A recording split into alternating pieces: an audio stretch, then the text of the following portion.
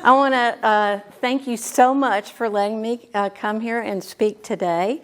And I'm just thrilled to be here. It's such a lovely audience. And I just wanted to talk to you today a little bit about the law of attraction and how to actually get it to manifest in your life. A lot of people, when they saw the movie The Secret, got really intrigued and excited. And I remember when I first saw it, I was like, oh God, this is it. I'm going to try it. It's going to work. I'm going to be a multimillionaire. And I had some success with it for a while. And then, I fell back into my old ways. And it was kind of like being in a car, where, you get into first and you're second and you're third, and then all of a sudden it jumps gears and you're back into first again or whatever. So I was trying to figure out what is it that really makes the law of attraction work. So I'm kind of here to give a little bit of history. I'm going to talk a little bit about what is the law of attraction. How can I use it to make me more successful, make me more money, and what are some of the things that sabotage it, and how can I actually make it become a reality? Well, what the law of attraction teaches us is that everything is energy. Everything you hear, everything you see, taste, and touch is energy. Broken down to its densest form, whether it's a rock, whether it's you, me, building, it's all energy.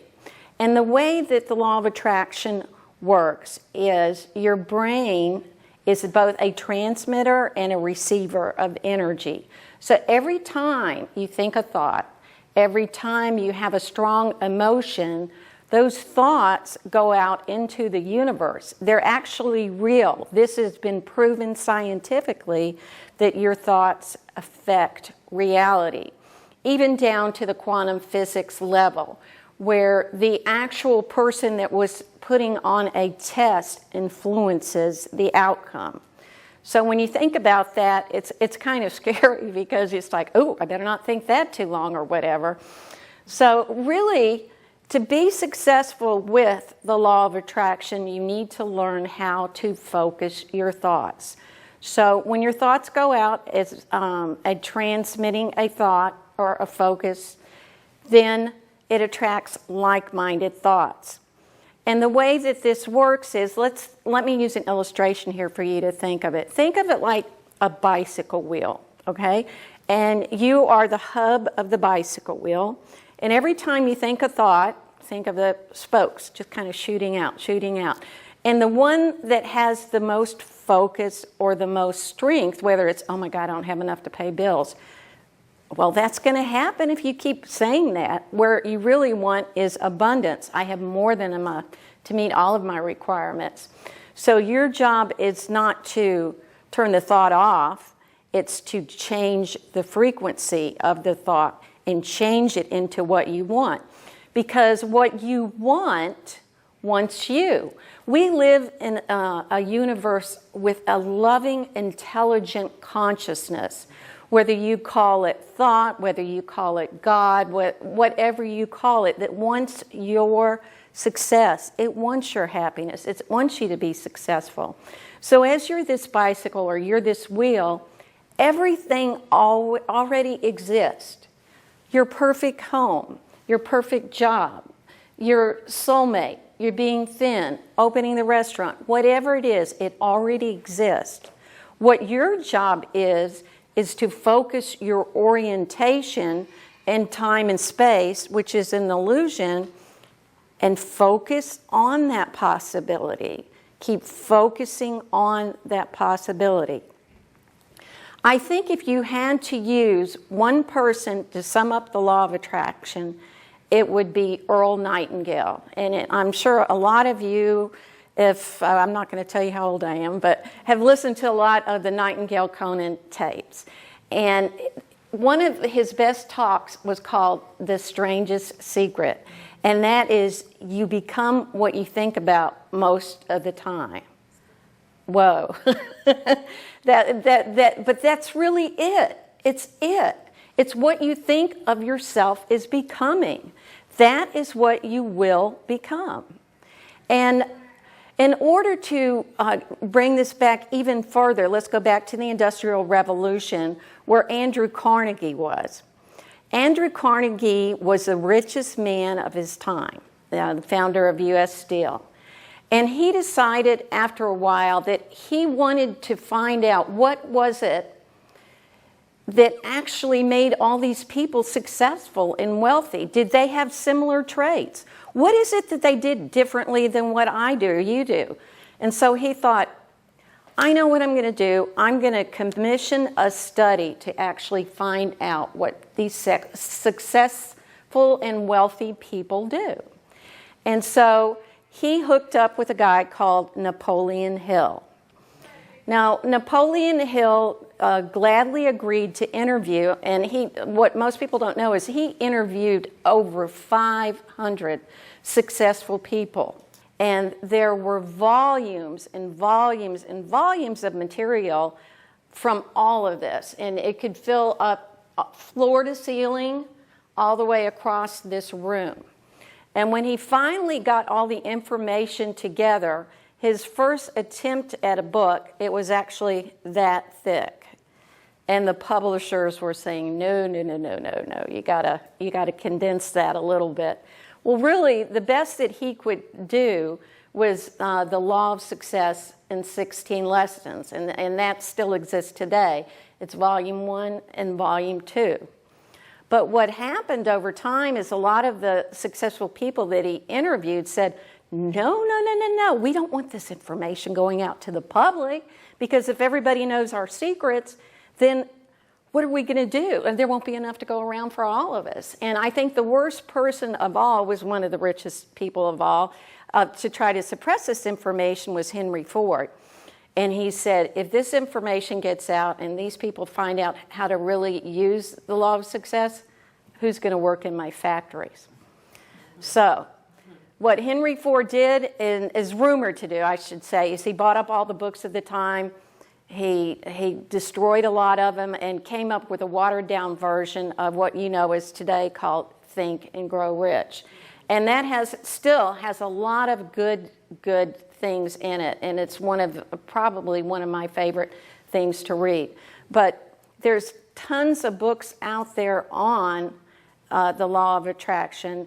That would probably be, if I was learning about it for the first time, the first one that I would read. Some of the other books, and you should be reading books every day to be successful, because that's a formula for success, is reading books, listening to audios, attending events, building and developing relationships with like-minded people, and recognizing others and building masterminds for that. And as I was talking about Napoleon Hill and the Law of Success and Think and Grow Rich, some of the books you have to read. And some of the books that are very good to read are The Magic of Thinking Big. That was one that first excited me on my quest for the truth, my metaphysical quest, when I was out there with Shirley MacLaine and going to channeling sessions, and Dick Sutphin and all of these people out there trying to figure out what all of this stuff meant and looking for fairies and trying to find, all this information out. I absorbed all of the information I could with books, and books should be your friends.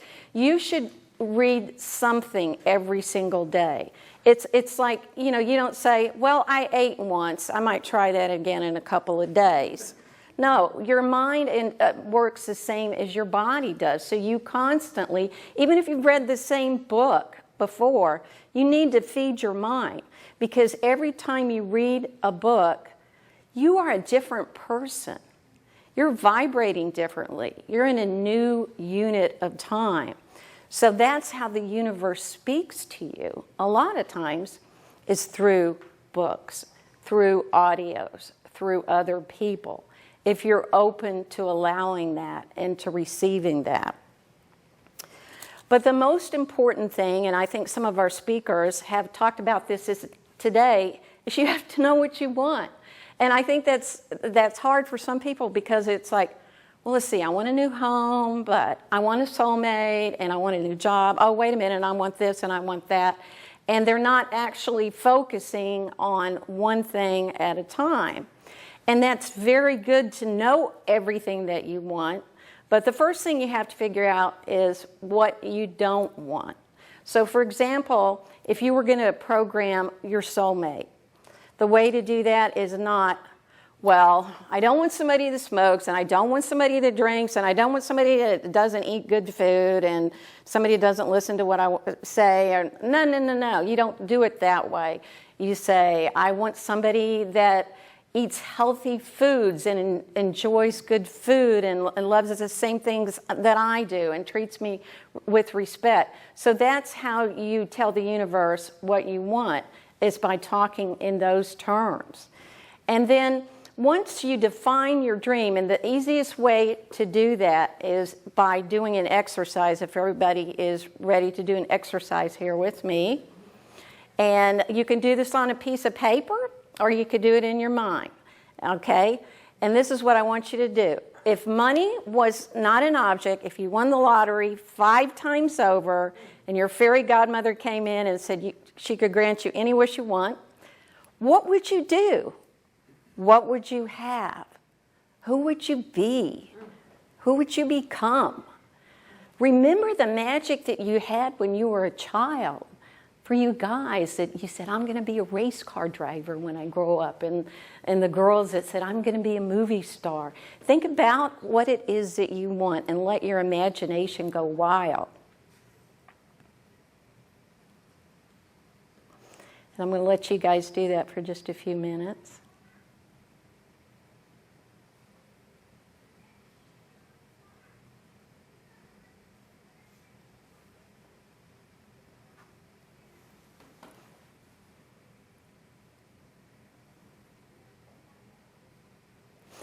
Okay, does anybody want to share what their dream is? Maybe just one person share their dream? Yes.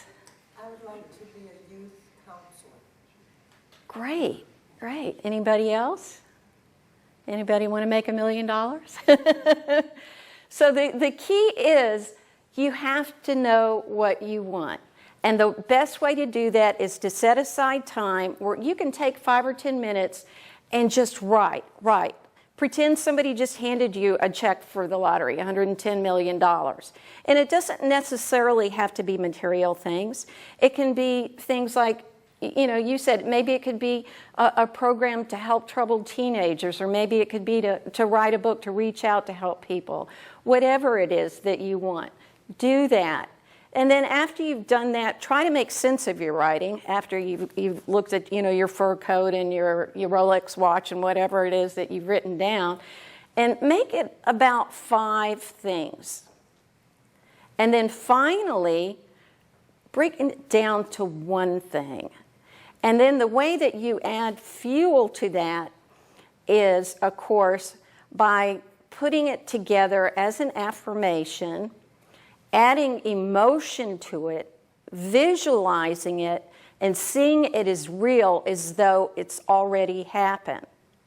So to give you an example of it, I'd kind of like to share with you an affirmation or a desire that I have, and then kind of show you how I built upon that.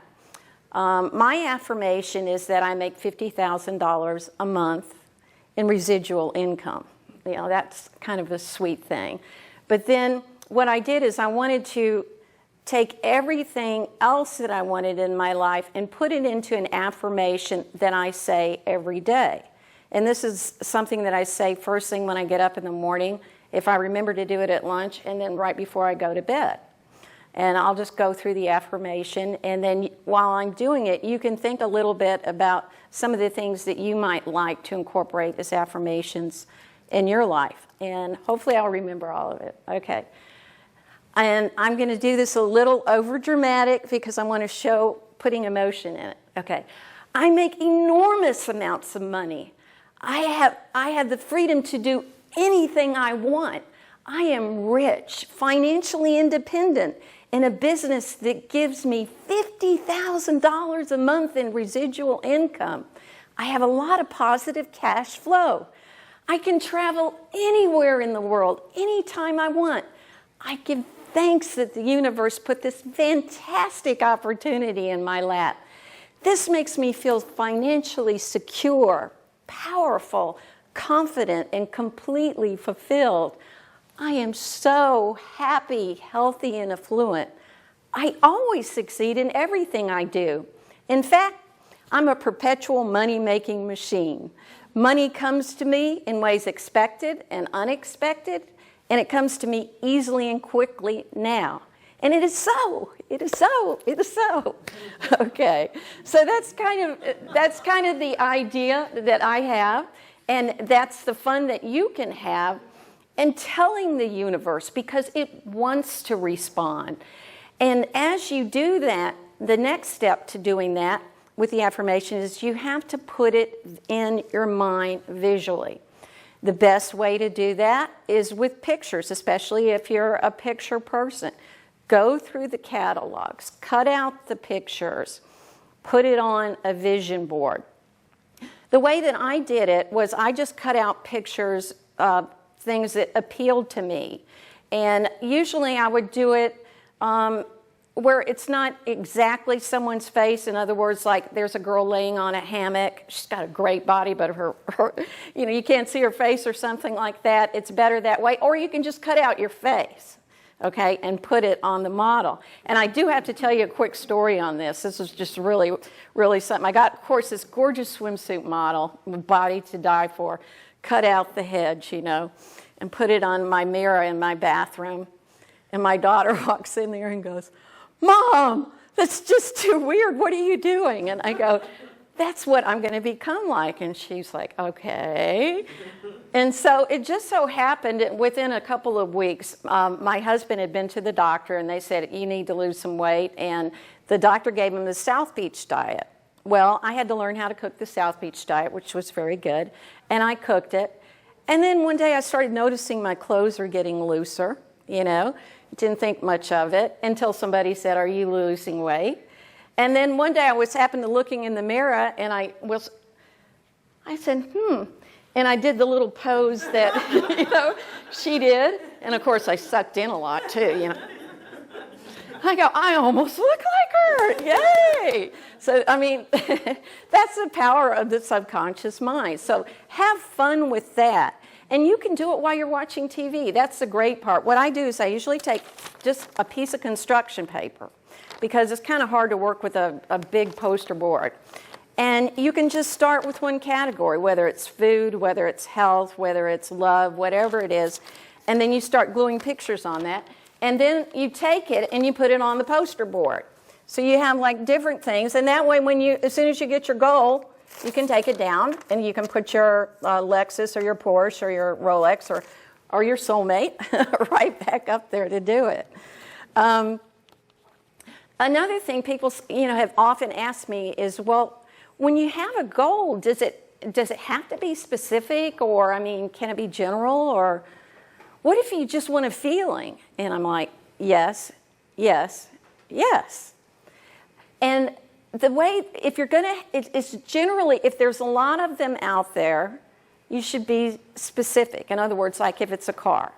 In other words, I want a Lexus LS with a navigation system, gray with dark black interior and, a Pioneer stereo system or whatever, something like that. But then it could be, well, you know what? I just want a new car that has good gas mileage, that gets me from point A to point B. Really, that's all I want, is just a new car. And that's general, and that's fine. And that way, you let the universe figure out how it's going to bring that to you. And then the third thing is feeling. And, I think I'm a little visual and feeling, both. But it would be like, oh, I want to travel. I want to go see all the beaches of the world. Oh, gee, I don't know which one. I want the feeling of the sand in my toes and the way the ocean, feels at my feet. And I want to smell copper tone. Oh, and have a pina colada. Oh, yeah, that would be great. And you get that emotion and you put that emotion because that's what is the magic. That is the key. That's what's programming your subconscious mind. And whenever you find yourself thinking those negative thoughts, don't say, uh-oh, negative thoughts. I mean, generally what I do is I go, cancel, in my mind. And then I just change it to abundance. Or, I usually have one or two words that I use, or happy, or centered, or you can do whatever it is for you. Or if I'm feeling things aren't going my way, I go, champion. And that's my trigger word. But you have little triggers that you can use for yourself, to help you become the way that you want to be. And let's see. I thought right now I would also do some affirmations if you want to do them with me. And I'm going to say the affirmation, and then I want you to say it with enthusiasm and positiveness and energy. And we're going to do each affirmation 3 times. So, you ready? Here we go. I'm a winner. I'm a winner. I'm a winner. I'm a winner. I'm a winner. I'm a winner. Yes, you are. Okay. I feel great. I feel great. I feel super great. I feel super great. I feel fantastically great. I feel fantastically great. I love myself. I love myself. I really love myself. I really love myself. I deep down inside love myself. I deep down inside love myself. I have what it takes. I have what it takes. I have what it takes. I have what it takes. I have what it takes. I have what it takes. All of my dreams are coming true. All of my dreams are coming true. All of my dreams are coming true. All of my dreams are coming true. Yes, they are. All of my dreams are coming true. And I wanted to tell you a little story that to me kind of sums up everything. The most important key here is you have to love yourself. You have to purge out that demon in you, that's what I call it, that says, no, you can, and you're not going to do this, and you're not going to do that. You have to really love yourself. But most importantly, you have to stop the dream stealers. You have to stop all that, stuff that's out there, people that are trying to tell you no. So this story was told to me by a really great success coach, and he was also a former congressman named Ed Foreman. He was elected, I believe, to the Congress twice in 2 different states. And it's a story of this woman who had just turned 40, and she was married to this man who was super critical of her. And he was just the Don Juan type, went to the tanning salon every week and had a button-down shirt, down to his navel, and gold nugget jewelry. And just, the Mr. Macho type,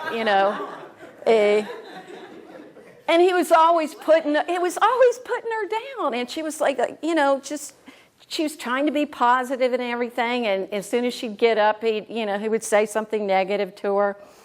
So after she turned 40, she said, well, I'm going to go to a therapist. I'm going to get all of this figured out. I'm going to go have a checkup. I'm going to go see a medical doctor and do all that. So she went to the therapist. She told her story of woe and him and all of that. And the therapist said, that's ridiculous. You're a beautiful young woman. You have a fantastic attitude toward life. There's nothing wrong with you. You just need to ignore all of that, and be who you are, which is a beautiful, wonderful person.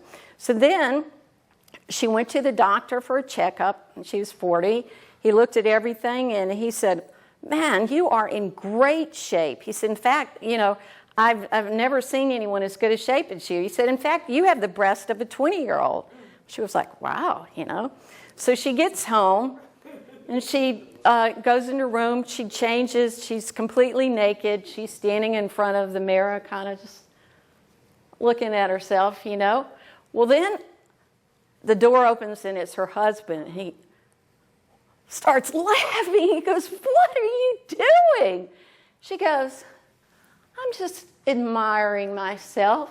And he laughed and he laughed. And she said, yeah, she said, you know, I just went to the doctor and I went to the therapist and he said that I'm a beautiful, intelligent person. And she said, I went for my physical and he said I looked great. As a matter of fact, he said that I had the breast of a 20-year-old. Well, her husband went, oh my God, did he say anything about your 40-year-old ass? And she thought for a second. She said, no, he didn't say anything about you. So my point being, don't let anyone steal your dream. And to me, that's just a great story of showing how you don't let any of the outer circumstances control your life. And a lot of people have asked me, well, how did you get into the law of attraction? Well, I've been on this quest for a long time. Within the last 2.5 years, I joined a private club called the Global Information Network, where I'm currently in that and practicing it, and it's been the love of my life. They have an introduction CD that really got me on the whole track, and it's called Your Wish is Your Command, How to Manifest Your Desires. And I'll be happy to loan that to anybody that's interested in it. But it just really teaches you some of the success secrets that they don't really teach you in the law of attraction. It goes a little bit beyond that. It goes down into, how you're programmed scientifically in your brain, about how neurotransmitters in your brain form patterns over time and how to break those patterns, and how to get your positive ball of energy bigger than your negative ball of energy. And it really teaches you how to take 100% responsibility for everything that you do in life and everything that happens in your life. And whether we want to believe it or not, we created it somehow, some way. And we can also change it because we have the power to do that. So I want to empower all of you to change your life, to live your dreams, and to become the person that you are, because I wanted to end with this statement, which I think is beautiful. You were designed for accomplishment. You were engineered for success. And I'm going to say that one more time because it's so true. You were designed for accomplishment. You were engineered for success. And think of it this way. Think of it, all of your dreams have come true. You just have to awaken to them because they're already there. And I'll end with my favorite quote of all time, which is Napoleon Hill. Whatever the mind of man can conceive and bring itself to believe, it can achieve. So, dream big dreams, and all of your dreams can come true. Thank you very much.